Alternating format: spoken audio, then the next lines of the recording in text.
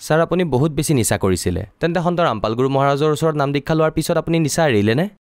আৰু কিবা লাভ পালেনে সন্ত ৰামপালগুৰু মহাৰাজৰ ওচৰত নাম দীক্ষা লোৱাৰ পিছত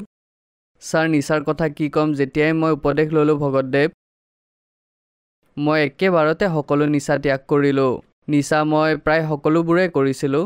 ঘৰৰ মানুহে নাজানিছিল মই সকলো নিচা কৰিছিলোঁ ছাৰ মদ এৰাৰ পিছত মোৰ এনেকুৱা লাভ হ'ল যেনে মই আগতে উপাৰ্জন কৰিছিলোঁ 2-3 হাজাৰ টকা এদিনত 2,000 3,000 2500 ইনকাম কৰোঁ ছাৰ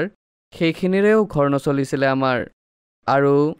উপদেশ লোৱাৰ পিছত ছাৰ মই 200 টকা উপাৰ্জন কৰিলেও 200 টকাও খৰচ নহৈছিলে মোৰ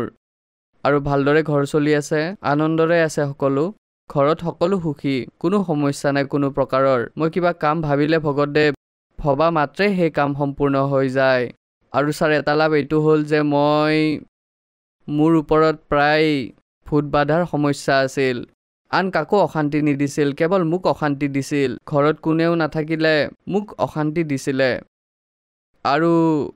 সেই বাধাৰ কাৰণে মই এনেকুৱা ঠাইলৈ গ'লোঁ এনেকুৱা ধূৰ্ত মানুহক দেখুৱালে বহুত এনেকুৱা আৰু ভগতদেৱ মোৰ গলত কেতিয়াবা তাবিজ বান্ধি দিয়ে কেতিয়াবা পানী ছটিয়াই কিন্তু সেই সমস্যা সমাধান হোৱা নাছিল